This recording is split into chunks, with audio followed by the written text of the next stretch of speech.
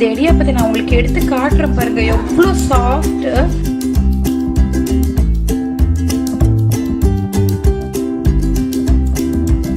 Hello everyone, welcome to my channel. இன்னைக்கு வந்து அம்மா நம்மளுக்காக இடியாப்பம் செஞ்சு காட்ட போகிறாங்க. இது வந்து ரொம்பவே ஈஸியான மெத்தடும் கூட. எப்படி பண்ணுறதுன்னு பார்க்கலாம் வாங்க. இப்போ ஃபஸ்ட்டு நம்ம என்னமா பண்ணியிருக்கோம், இடியாப்பம் பண்ண போகிறோம். அது வந்து ஈஸி மெத்தடில் உங்களுக்கு நான் வந்து சொல்கிறேன். 3 அழாக்கு இட்லி புழுங்கல் அரிசி 3 அழாக்கு ஊற போட்டுக்கோங்க. ஊற போட்டு 3 ஹவர் நல்லா ஊறுனா மிக்சிலே அரைச்சிக்கலாம். ஈஸி மெத்தடுக்கு மிக்சிலே அரைச்சிக்கலாம். நல்லா மிக்சியில் அரைச்சிட்டு 3 ஹவர் ஊறினா விட்டு மிக்சியில் அரைச்சிட்டு இட்லி மாதிரி குத்தி அதை புழியறதுல இடியாப்பம் புழியறதுல புழிஞ்சா ஈஸியாக இருக்கும். இது கொஞ்சமாக 2 பேர் 3 பேருக்கு ஆளுக்கு இது போதும். அதுக்கோசம் பண்ணுறது ஈஸி மெத்தட் இது. பொதுவாக நம்ம வந்து நல்லா ஊற வச்சுட்டு கிரைண்டரில் அரைப்போம். ஆனால் இன்னைக்கு நம்ம மிக்சிலே எப்படி நல்லா அரைச்சிட்டு சாஃப்டாக வருது இடியாப்பன்றதை காட்ட போகிறோம் இல்லையா. அதுவும் இட்லி மாதிரி இன்னைக்கு நம்ம மாவை குத்த போகிறோம். குத்தின்ட்டு அதை புழிஞ்சுக்க போகிறோம். அந்த இடியாப்பம் புழியறதுல சுட புழிஞ்சிட்டா ஈஸியாக சூடாக புழியணும். இல்லை ரொம்ப முக்கியமானதே வந்து சூடாக நம்ம புழியணும் இட்லியை. அதுதான் ரொம்ப முக்கியம். இட்லி ஆறி போச்சுன்னா உங்களுக்கு வந்து இடியாப்பம் புழியவே வராது, ரொம்ப கஷ்டமாக இருக்கும். இடியாப்பம் சாப்பிட நல்லா இருக்கும். அது எள்ளு பொடி கசகசா பொடி வச்சு சாப்பிட்லாம், தேங்காய் பால் வச்சு சாப்பிட்லாம். சில பேர் வந்து குருமா வடகரி இந்த மாதிரிலாமா வச்சு சாப்பிடுவாங்க. எல்லாமே நம்மளுடைய விருப்பம், நம்மளுடைய டேஸ்ட். ஸோ நாங்கள் வந்து இந்த இடியாப்பத்துக்கு என்ன சைட் டிஷ்ஷாக வச்சுப்போம் அப்படின்னா, மோஸ்ட்டாக வந்து எள்ளு பொடி, கசகசா பொடி, அப்புறம் வந்துட்டு தேங்காய் பால். இது இதோடைய பதம் எப்படி இருக்குன்னு கொஞ்சம் கலக்கி காட்டேன்.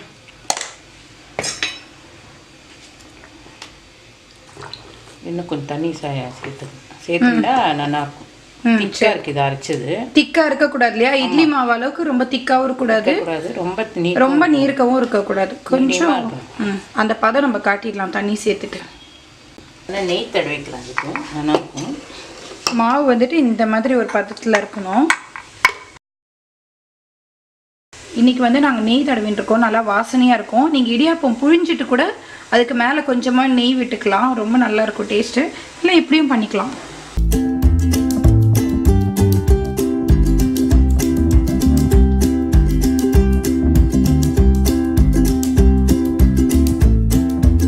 இந்த மாதிரி இட்லி மாதிரி குத்தி எடுத்துக்கணும். நம்ம இதை சுட நல்லா புழிஞ்சா நல்லா ஒரு இடியாப்பம்.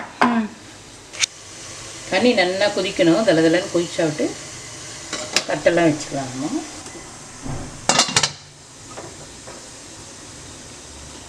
இப்போ இந்த இட்லிலாம் பார்த்தீங்கன்னா நல்லா மிதமான ஃப்ளேமில் வச்சு ஒரு 10 நிமிஷத்துக்கு நம்ம இதை வேக விட்டுக்கலாம். இட்லி வெந்துட்டு இதெல்லாம் நம்ம எடுத்து புழிஞ்சிக்கலாம். இப்போது இதுதான் வந்து பார்த்திங்கன்னா இடியாப்பம் புழியிறது. இதில் வந்துட்டு நம்ம எண்ணெய் தடவின்றலாம். இது வந்து பிளாக் கலரில் இருக்குது, ஏன்னா இது வந்து இரும்பு.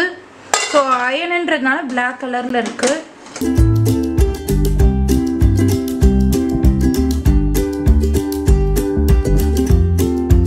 இப்போ ஒரு வாட்டி புளியறதுக்கு பார்த்தீங்கன்னா ஒரு 4 இட்லி கிட்ட இதை வச்சுக்கலாம். இது நம்மளுக்கு நார்மலாக வர இட்லி மாதிரி நல்லா புசு புசுன்னு வராது, ஏன்னா இதில் நம்ம உளுத்தம்பருப்பு சேர்க்கலை, வெறும் அரிசி தான் அரைச்சிருக்கோம் இல்லையா. அதனால் இது கொஞ்சம் மெலிசமாக தான் இருக்கும். கீழே வந்து இந்த மாதிரி நம்ம ஒரு தட்டு வச்சுட்டுருணும். இப்போ நம்ம புழியலாம்.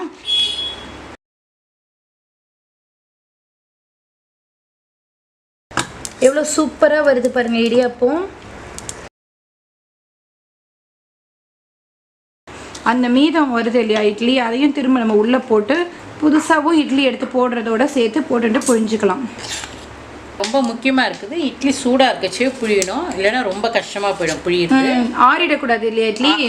நம்ம அடுப்புலேருந்து ஆஃப் பண்ண உடனேவே இட்லி இந்த மாதிரி ஸ்பூனில் எடுத்து போட்டுக்கோங்க. போட்டுட்டு நல்லா சுட புழிஞ்சு எடுத்துடணும். அப்புறம் இதை நீங்கள் ஹாட் பாக்ஸில் வேணும்னாலும் இப்படி வேணாலும் வச்சுக்கலாம்.